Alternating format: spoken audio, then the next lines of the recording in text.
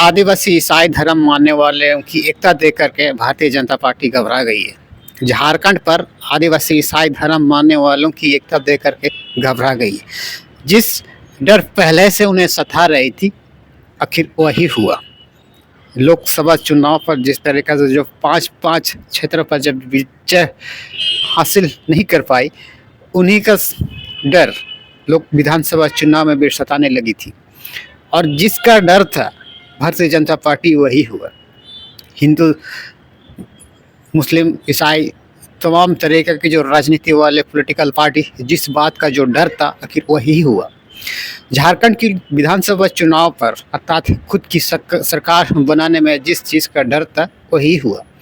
Bharatiya Janata party के दूसरा part जो राष्ट्रीय स्वयं संघ के पार्टियों के बैनर पर गिड़गिड़ाने वाले लोगों को यही डर हो रहा था कि आखिर यदि आदिवासियों के पक्ष में अगर ईसाई समुदाय अगर आ जाते हैं, आदिवासियों के पक्ष पर अगर मुस्लिम समुदाय आ जाते हैं, तो हमें सरकार बनाने पर ये लोग कसर नहीं छोड़ेंगे। अर्थात इस बातों से हमेशा से ये लोग को डर होती थी।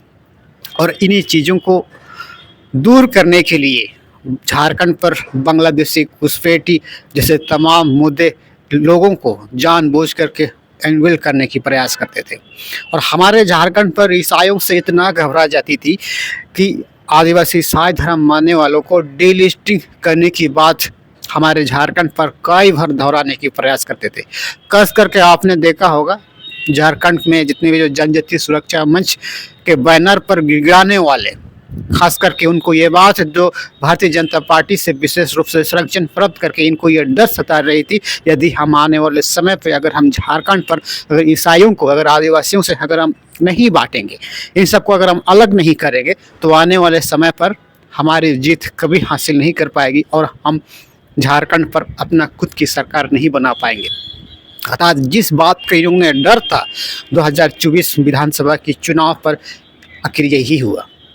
पिछले बार 5 साल की जो सरकार फिर से 2024-25 से एक नया अध्याय लिखने पर अपना समय गुजारेगी। ये सारी देख करके जितने भी जो भारतीय जनता पार्टी के खास करके प्रदेश अध्यक्ष बाबूलाल मरांडी तो बौखला गए।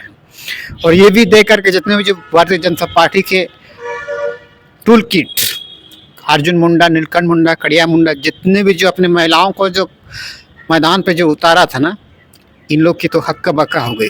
इन लोग अब खुद को यकीन नहीं कर पा रहा है कि हमारी आने वाले सरकार बना पाएंगे नहीं।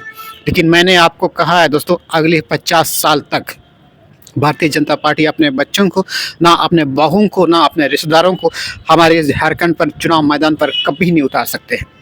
क्योंकि हम लोग इस झारखंड पर इस तरह से हम लोग तैयार किए हैं दोस्तों। और ये तैयार होने में मैंने आप सबको पिछले 5 साल से आप लगातार देखते हुए आ रहे थे। मैंने उस वक्त पर भी मैंने ये कहा था कि जितने भी जो भारतीय जनता पार्टी के जितने जो अर्जुन मुंडा, कड़िया मुंडा, नीलकंठ मुंडा, कोचे मुंडा, तमाम मुंडा लोग जो, ये मुंडा जनजाति ही नहीं बल्कि पूरा झारखंड को आदिवासी हितैषी की पर्दा जब आज 2024 से पहले जब हट चुकी है ना, तो ये लोग खुद को छुपने के लिए अब जगह ढूंढ रहे हैं। आज की तारीख पर इन सारे लोगों को नींबू की तरह इस्तेमाल किया गया है, नींबू की तरह इस्तेमाल किया गया है। और आज की तारीख पर जितने भी जो पश्चिम सिंहभूम से भी जीता कोड़ा जैसे महिलाओं को भी इन्होंने इस्तेमाल किया गया है, अच्छी तरीके से इन सबको इस्तेमाल किया गया है। ये बात आज की तारीख पर भनक नहीं लगेगी।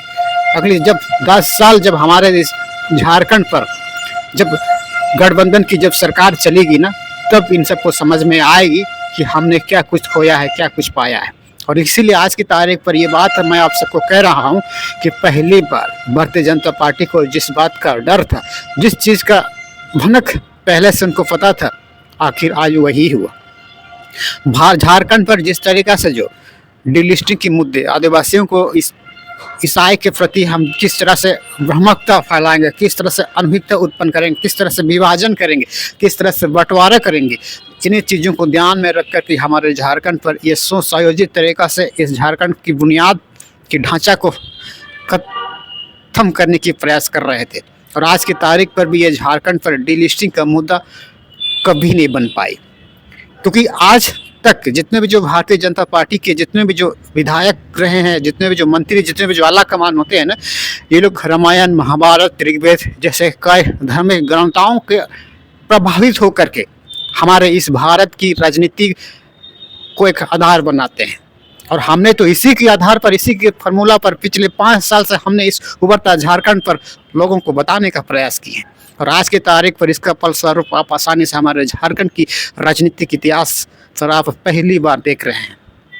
अगर समझ में नहीं आ रहा है जो मैं कह रहा हूं तो आप हमारे वीडियो फुटेज को चेक कीजिए, पिछले 5 साल के रिकॉर्ड को आप चेक कीजिए तो आप समझ जाएंगे। क्योंकि आज पहली बार जिस चीज़ का इन लोगों को डर था कि हम आदिवासी ईसाइयों को लड़ा के हम झारखंड की सत्ता पर हसीन हो जाएंगे, ये आज की तारीख पर पूर्ण नहीं हो पाई। और ये आज की तारीख पर यह झारखंड में किस तरह से सरकार को अस्थिर करने की तमाम तरीका, तमाम फार्मूला दिन बर दिन आते नए नए तरीके ढूंढने पर उतार जाते हैं।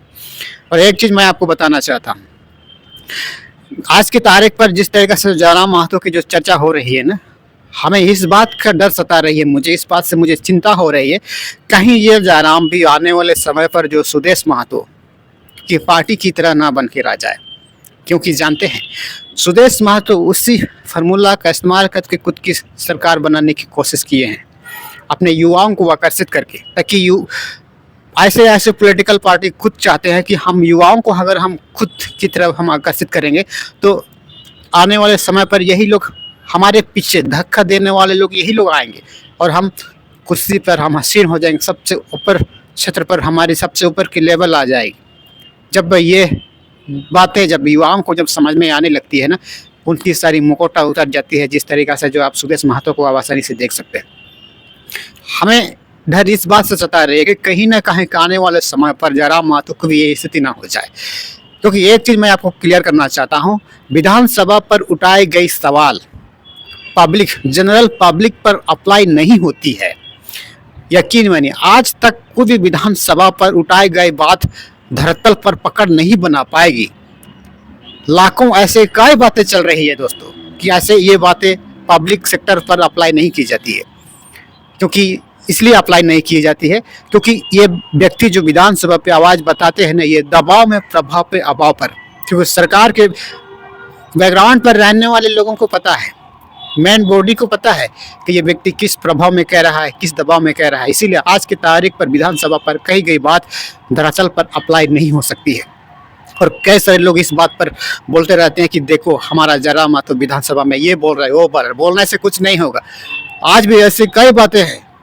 मैंने पिछले वीडियो में मैंने ये बात मैंने आप सबसे चर्चा किया था दोस्तों कि इस तरह की जो दिखावा करने के लोग करते हैं ताकि हमारे पक्ष में जितने भी जो समर्थक है या हमको गलत साबित ना करे। और इसीलिए आज की तारीख पर लोगों को दिग्भ्रमित करने के लिए ही इस तरह के तमाम करते हैं हमारे विधायक लोग। ये बात आज की तारीख पर उनके समर्थकों को जिस दिन समझ में आ जाएगी उस दिन उसकी मुखौटा उतर जाएगी। और इसीलिए मैं कह रहा हूँ कि विधानसभा पर उठाई गई बातें पब्लिक पर अप्लाई नहीं हो सकती है। ये बात आपको लिख कर मैं दे रहा हूँ, लिख के मैं दे सकता हूँ। क्योंकि ऐसे कई बातें होती है दोस्तों। आज से कई दशक पहले हमारे इस लोकसभा विधानसभा पर कई ऐसे बातें चर्चा हुई है, लेकिन इस बात को आज तक भी जमीनी स्तर पर, धरातल पर कभी पकड़ नहीं पाएगी, नहीं बन पाएगी। ये तो सिर्फ लोगों को दिखाने के लिए, लोगों को बेवकूफ़ बनाने के लिए, लोगों को दिग्भ्रमित करने के लिए ये सारे काम किए जाते हैं। और इसीलिए मैं कह रहा हूं कि ये सारी देख करके जितने भी जो झारखंड में जो आदिवासी ईसाइयों की जो राजनीतिकरण देख करके भारतीय जनता पार्टी खास करके घबरा गई है। और ये जानकारी हम आप सबको इस वीडियो के माध्यम से हम बताने के प्रयास किए हैं। अगर हमारी दी गई जानकारी आपको थोड़ा सा अच्छा लगा तो इस वीडियो को शेयर कीजिए और चैनल को सब्सक्राइब करना बिल्कुल मत भूलिएगा। हम इसी तरह से जुड़ी जानकारी देते रहते हैं। धन्यवाद।